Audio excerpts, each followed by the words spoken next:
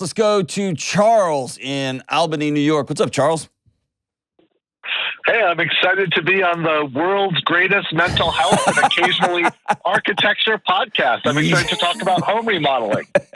I'm an expert in home remodeling.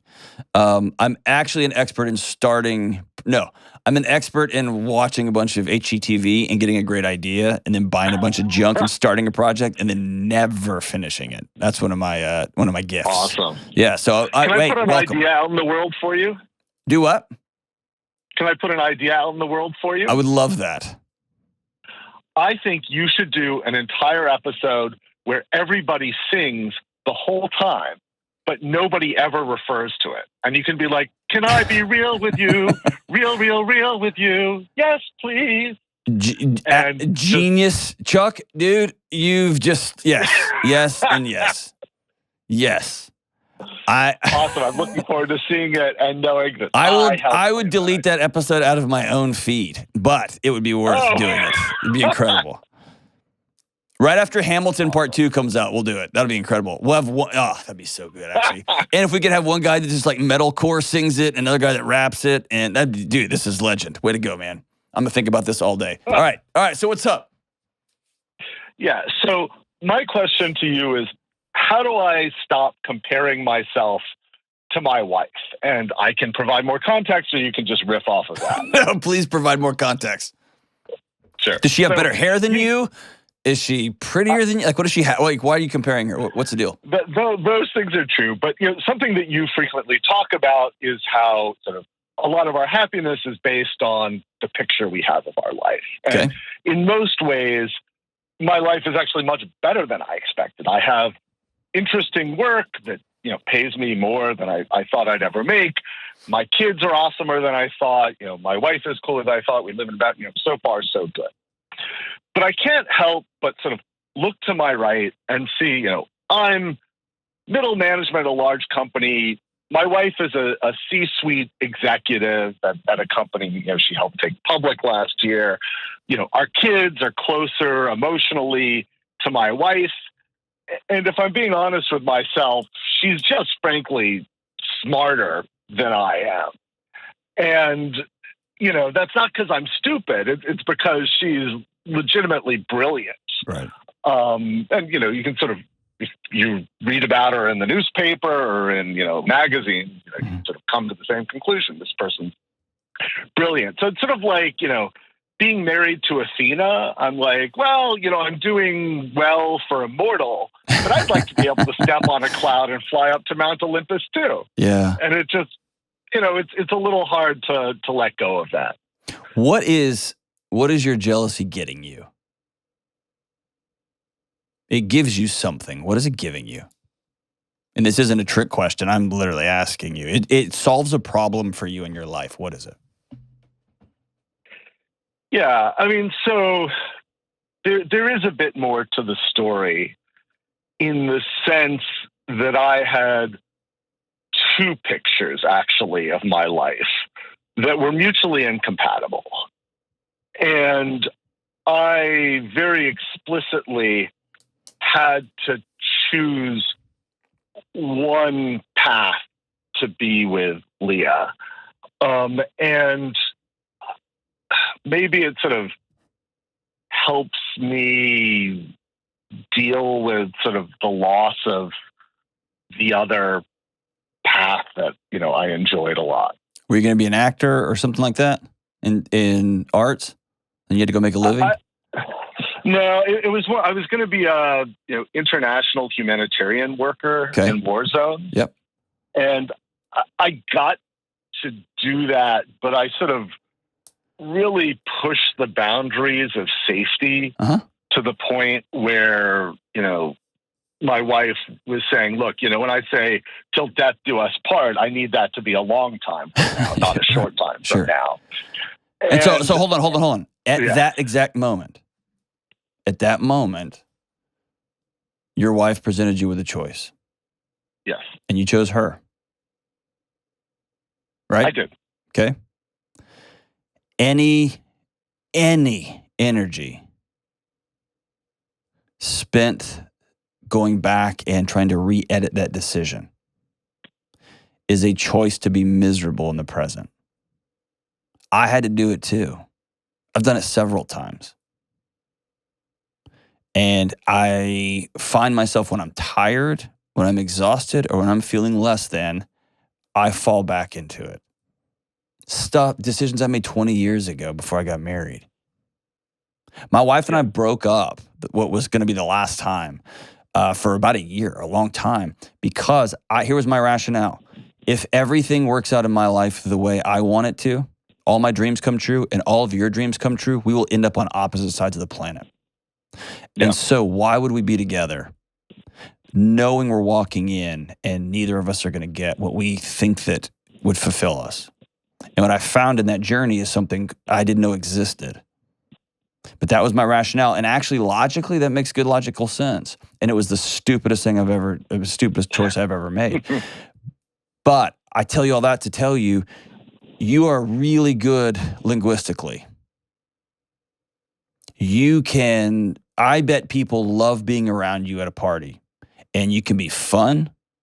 And you can talk your way in and out of things pretty well. Yeah. But you, underneath all of that, are choosing misery. Why? What is it getting you? Your kids aren't hanging out with your wife because she's brilliant. They're hanging out with her more because she's safer.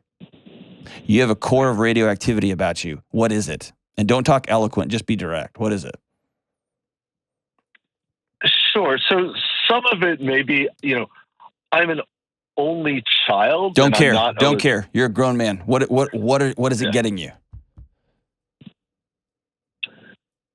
Well, whereas I was going, I'm not always comfortable being surrounded by people. I'm actually somewhat introverted despite being exuberant in certain circumstances. There you go. Yeah. Okay.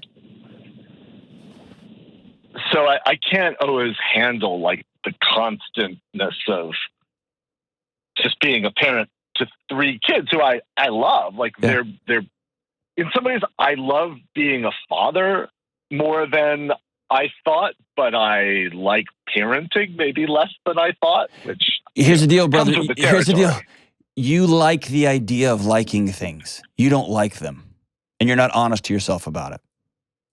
You like the idea of being a dad. You like the idea of being married to a really brilliant, powerful woman. You like the idea of working in a cool company.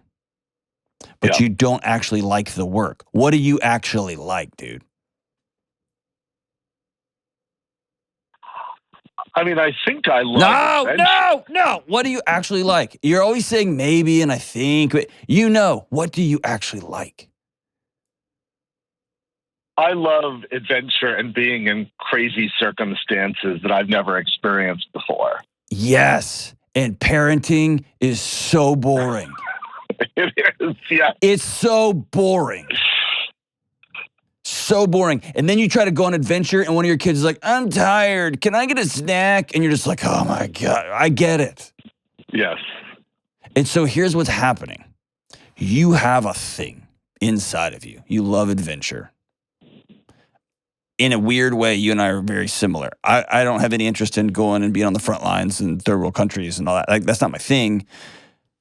But I did for multiple years. After my kids went to bed, I went and ran around with police officers in the middle of crazy death scenes because I needed that. Right? Yeah. I went and found it. But right now you're doing it you're just not having this thing and it is dragging everything else down. Yeah. You see what I'm saying? Yeah. And I don't think your relationship with your wife is worth that. I don't think your relationship with your kids is worth that. I don't think in the reverse is true. But you're on a fast track to resentment, brother. And then right after resentment comes entitlement, and then that's when you start doing stupid things, man. Is that fair? Right. Yeah. I mean, I hope I have the self-awareness to be able to say my emotional reaction is unfair. I mean, my wife isn't putting any of these expectations on me. It's entirely self-generated. But you're trying to solve all of this in your head and you can't. You have to act. Right. Yes. No, my whole family tree, we're all in our heads for generations. Mine too. You got to act. You have to do different things. And so when someone says, hey, how do I stop being jealous of my partner? I tell them, go be more awesome. Yeah. Because the focus isn't on them. The focus is you are miserable as a middle manager at a regular sized corporation surrounded by 3 kids in a big city. You see what I'm saying? And when that happens, we make it everybody else. It's these stupid kids are just doing X, Y, Z. It's my spouse is all brilliant. I'm not good enough. That's not the issue. That's us trying to throw fishing lines of blame out there and catch something that will make us feel, it's because of my childhood. It's because I'm an only kid. No, I don't care about any of that stuff. It probably matters down the way. I just don't care about it. Right. What I care about is you making a couple of choices to be alive that don't involve cheating on your wife and that don't involve leaving your kids. Yeah. I mean, occasionally I've found opportunities that have a lot of interesting international travel that do make me feel alive, but it can create tension because I'm away a lot and I don't actually want to be a bad partner or parent. And it kind of can be an addiction. Absolutely it is. What are you running from? Yeah.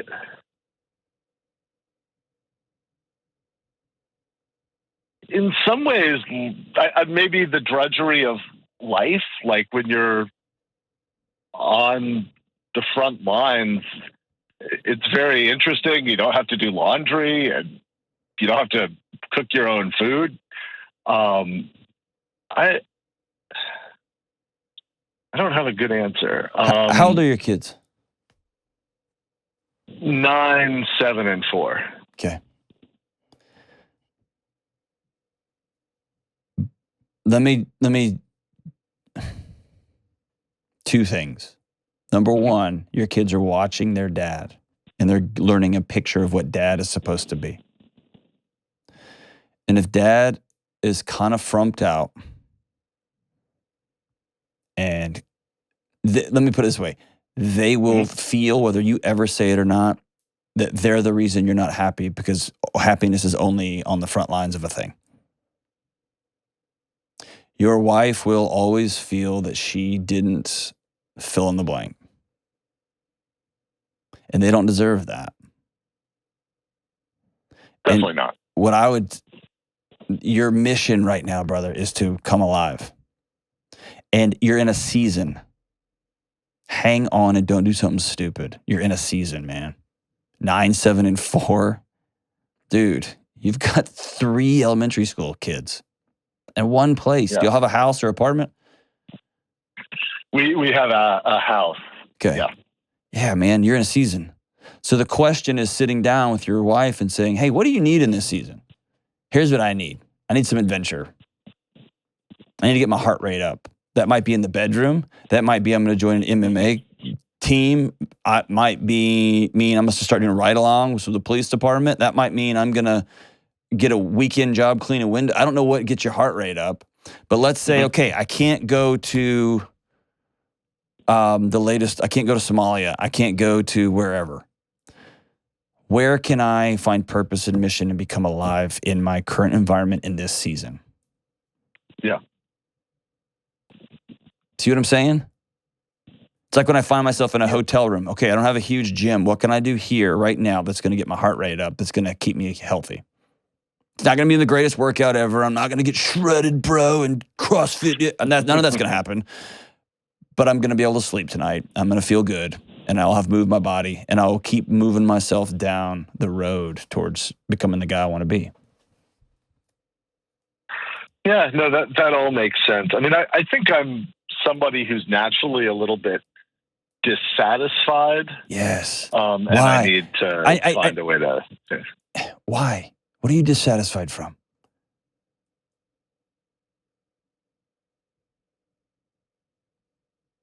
In some ways, everything. I mean, the state of the world, the state of myself. I'm not quite as, awesome as I'd like to be. Hey, okay, so that was Jolly Charles?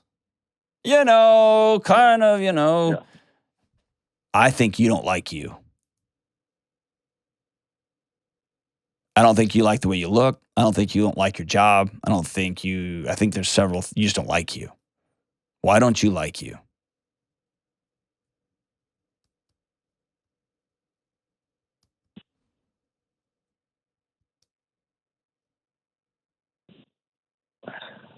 I think I could have done more with the opportunities I've been given. There you go.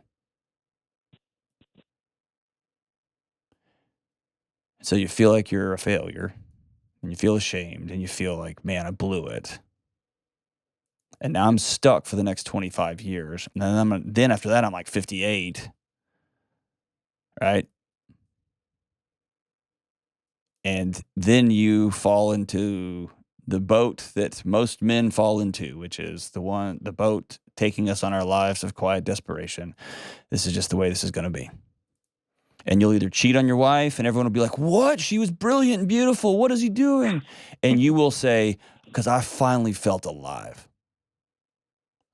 Or you will leave your kids and go to some first world country or third world country and to do a thing. And you will, the whole time, you're like, I'm doing good work. My kids will. You're chasing something because you can't look in the mirror and be happy with who you see. So what I would tell you is maybe you did. Maybe you had some cool opportunities and you blew it. I don't think so, but maybe it's true. Yep. Here's the reality. There's a period at the end of that sentence. Now what? Because by continuing to focus on the things you've blown in the past, you screwed up in the past, you're screwing up your present. You're not living full. See what I'm saying? Yeah. That's that brick in the backpack I talk about all the time. You wake up every morning with Jolly Charles and you open up your backpack and you're like, good morning. And you just start picking up the bricks and putting them in there, putting them in there, putting them in there. I'm carrying this around. And I guess, though, are we meant to be satisfied? I mean, in some ways, restlessness has created opportunity for me. And I make a lot of strange choices, but also that leads to some really interesting outcomes. So I certainly understand what you're saying, but also there's a part of me that if I was too self-satisfied, I'd be dissatisfied with that. You have bought into an insane lie that if you are at peace and you have joy in your life, that you can't be ambitious, that you can't go do good things. And that's madness. In fact, I would say the only way you can do something good and healthy and well sustainably over time is to find equilibrium and then anchor off of there. And here's the Charles curse. You're going to overanalyze everything. Yes. And you're going to overanalyze, and you're going to overanalyze, and you're going to overanalyze. And that's going to keep you, that's your buffer from ever having to do anything. And so you're going to have to choose when those, like, yeah, but isn't it? Nope, stop. I'm not having that conversation. I'm going to exercise. Okay. Yeah, but nope. I refuse to have that. Yes, a wandering spirit is good. I have one all over the place. And I desperately need people that keep me bound in. I love when I get nervous, or I go into my head. I just sit there with my data and I read, and I need somebody to say, go to the gym. Right? Right. You don't have a